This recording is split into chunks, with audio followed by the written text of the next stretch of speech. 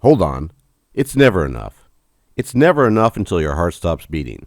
The deeper you get, the sweeter the pain. Don't give up the game until your heart stops beating. You called me on the phone. You left me all alone. All I get from you is shell shock. Another day goes by, and all I do is cry. All I get from you is shell shock. I'd tell the world and save my soul, but rain falls down and I feel cold. A cold that sleeps within my heart. It tears the earth and sun apart. And that's the way that I can win, a victim of your evil sin. You've lost the hold you've had on me by causing the changes you never see. You'll forgive that little diversion. It's one of my favorite songs of all time, going back to 1986, New Order. Electropop, or however you want to term the genre of music. It's nonsense, the lyrics, but it really does speak to what I want to talk about today, and that is the concept of effort, trying. Now, this is a difficult thing to tease apart, because what I'm aiming for in this video is to explain certain divisions that exist within the world, but at the same time take into account other variables. So, one of the big claims of ultra-successful people, or even just normies who are successful, say, in their dating life, financially or otherwise, is the claim, and sometimes the accusation, that people, specifically men, most of the time it's men, who have not achieved their level of success, be it in dating, finance, whatever it might be, whatever the category, is due to a lack of effort. If Bob is not earning at least $300K and doesn't have a lovely wife, then the reason for that is just lack of effort. Now, effort is a tricky thing because ultimately it can matter, but it can also not matter. Very salient point, I think. And on top of that, how much effort you put in, well, that's kind of between you and the gods. I've had moments in my life where I know I could have done more. I've had other moments in my life where I know I probably couldn't have, given the circumstance, and every feeling and stage in between. And sometimes, yeah, you know you can do more, but you just don't. And sometimes you do as much as you can, and it's still insufficient, but most of the time you're somewhere in between those extremes. So to get that out of the way in a sense, to preempt it, yes, there's some people that legitimately never make any effort and they still complain that they don't have X, Y, Z or what have you. Yes, these people exist. I think they're a minority, but they do exist. But most people don't fit that mold. Most people are somewhere in between. You have extreme people, aka David Goggins, allegedly. I mean, I have to take him at his word and watch him, observe him. They always give 137%. Okay. They're also a minority. Most people are somewhere in between. So the normative claim here is that the amount of effort you put into something corresponds to the level of success you have in said thing. It's the first line of defense when explaining the differences between the haves and the have-nots. However you want to define having and have-not, like I said, could be money, could be relationships, could be any number of things. And it also dovetails really nicely with some of the claims you'll hear oftentimes about skepticism and cynicism, right? Because cynics are people who've never tried. I've made a video about this before. They've never tried. Now, before actually talking about the value of effort, I think we need to dismantle the claim that effort alone is sufficient at times. The idea that your output and success and results are always a consequence of the amount of effort you put in, that's just not true. That flies in the face of reality, especially the reality we currently inhabit, much more so than former times. Give an example. An attractive woman can do ASMR on YouTube and breathe into some plastic metal earpiece and whisper sweet nothings. It doesn't require a lot of effort, and she can get hundreds of thousands of views potentially, maybe even millions. Versus a man who takes a really deep dive into how to make your computer run as efficiently as possible, goes into all the details, requires a lot more effort. Now, he might do well. In fact, a lot of those videos do well, but he might also not. It might just be one of those things that just kind of flies under the radar. So effort doesn't always equal results, certainly not in the digital era. And even before that, effort is a prerequisite in many cases, but it's not a guarantee. Now, of course, there's also the factor of you don't just need to try hard, you need to try smart, right? It's not just about making an effort, it's about being smart about your efforts.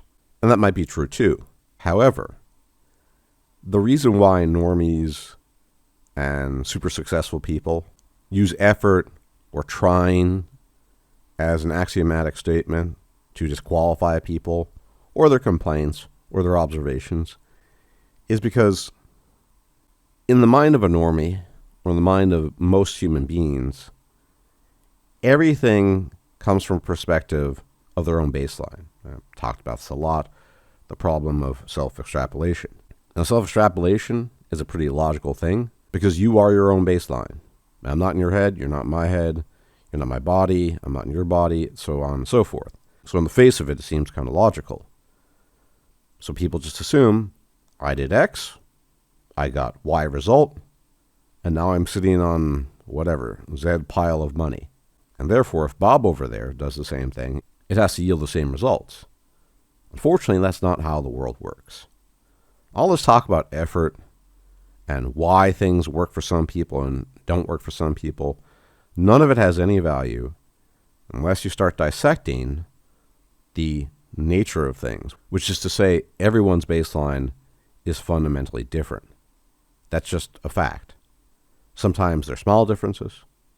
Sometimes they're large differences. But that baseline could potentially create huge differential outcomes in life. On the most extreme end, if your baseline is you're 5'3" as a guy and not particularly attractive and not particularly bright, it's a safe bet that you're going to live a life of misery, quiet or otherwise. Probably. Not impossible that you wouldn't, but unlikely. Obviously, that's an extreme example. But for most people that are somewhere in the middle, right, average, well, it becomes a lot more intangible. When you have a very explicit disadvantage, people react to it more. So very few people, unless they're insane, would expect a wheelchair-bound man to do hill sprints. Like I said, unless they're insane. Because they can see it with their own eyes. This guy, unfortunately, is bound to a wheelchair. Very unfortunate. He's stuck there. Okay.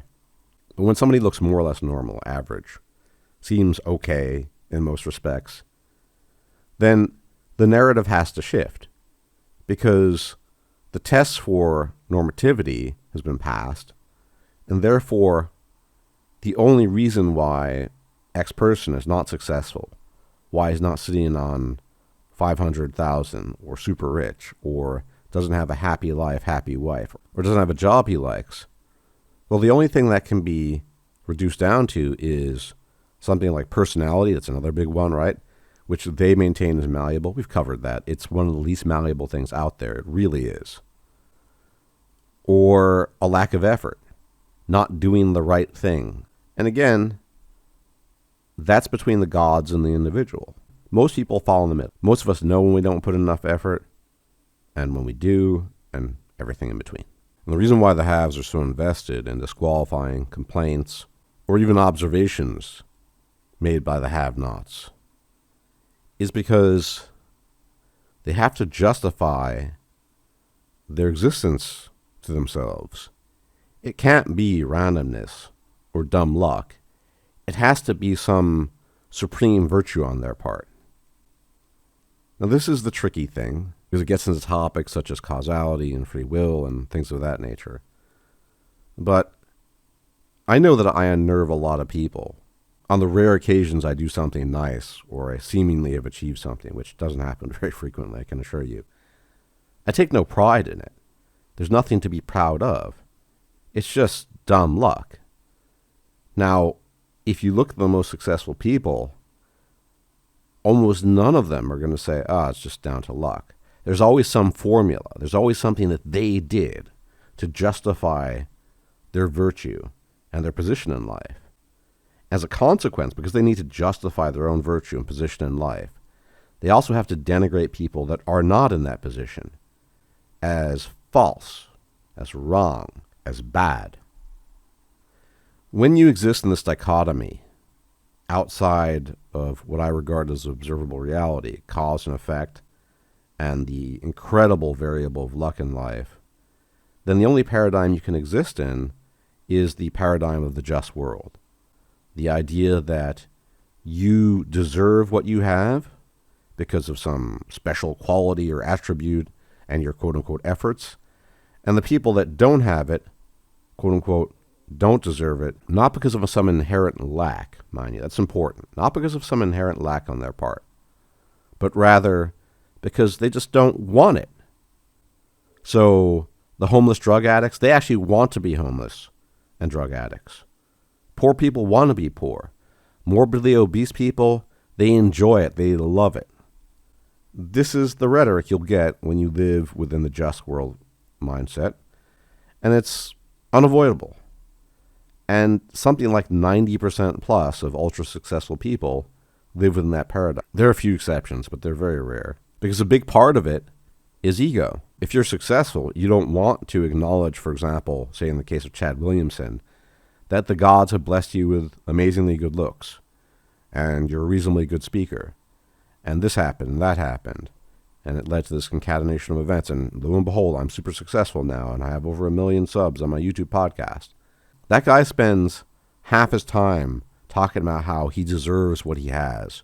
He belongs there. Again, this is this mindset of having to justify your existence, a constant inner battle of the ego. Now, that would be all well and good if they didn't have to take dumps on other people. Successful people love taking dumps on other people to justify their own existence. And let's be clear here, I don't have a problem with their success. What I have a problem with is they arrogate to themselves the role of judge, jury, and executioner. They don't know how much effort you've put in. Only you know that. And they don't know that despite your best efforts, despite following their plan or somebody else's plan to a T, it didn't work out. They have no way of knowing that. But they're very quick to lump you in a box. You're this type. You don't do that. And this is the problem. Effort is kind of a prerequisite. From nothing comes nothing. You need to put in some effort to get somewhere, usually. There's some exceptions. I'm not sure if Jeremy Meeks really put in effort. But generally speaking, if you want to achieve something, you have to put in some effort. And your baseline and what you have to work with really, really matters. It's the only thing that matters. If you look at some kind of alternative universe paradigm, you swap out the variables a little bit for somebody like, say, Chad Williamson, and all of a sudden, he's an alcoholic. He's not on YouTube. He's not a famous podcaster. He's somebody else. And he's not nearly as successful. Quite the opposite. This other universe, there's some equivalent of that guy out there saying, oh, look at this cynic. Look at this guy. He's a failure. He's a loser. He didn't put in the work. He didn't make the right effort, blah, blah, blah, blah. This is always going to be the case as long as human beings are around.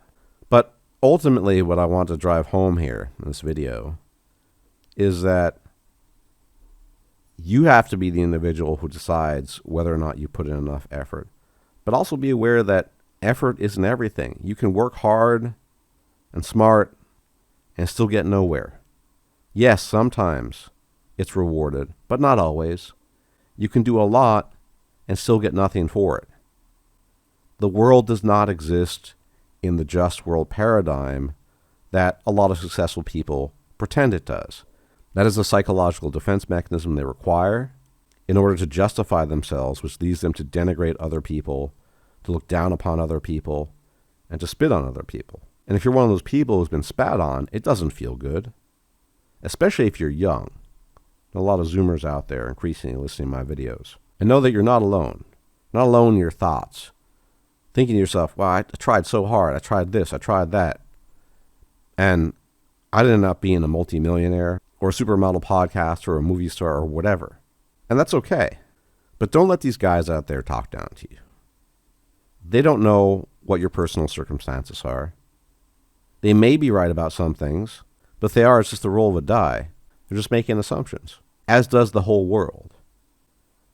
Personally, it's just my own personal view, I think the just world theory that most human beings exist in is incredibly harmful to human contentment, flourishing, just being okay as a human being, however you want to frame it. Terribly, terribly pernicious. But it's there for a reason. Humans have egos. When you let go of your ego, there's some fallout there. For example, the inability to feel proper pride in something you do. I haven't felt pride in something in It's been decades. It's not just because I haven't done anything I could be proud of. It's also that I know whatever I am and whatever I've achieved, if I've achieved anything, there's nothing special about it. I just was given what I was given, and if I was able to do it, I was able to do it. And if I wasn't, I wasn't. And that leaves you with a bit of a dry taste in the mouth. It's a bit empty on the one hand. But on the other hand, I'm also not out here denigrating other people because I know that everyone's circumstances are different. And that's just a much better baseline, if you will, for connecting with people. Effort, yeah, just try harder, bro. Sometimes that works, sometimes it doesn't. I can tell you one thing, it's an important point.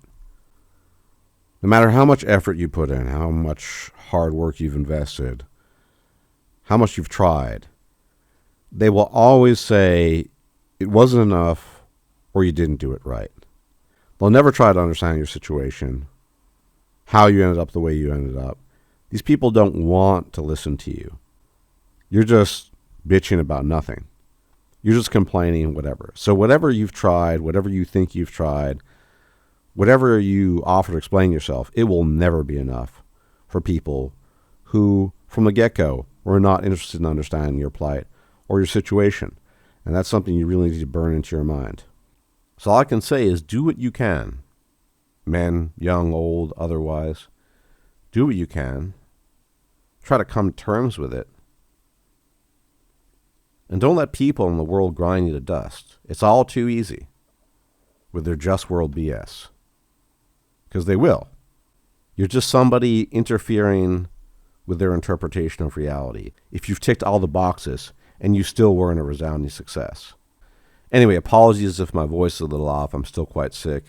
Hopefully this clears up by at least the middle of the coming week. But as always, thank you for tuning in.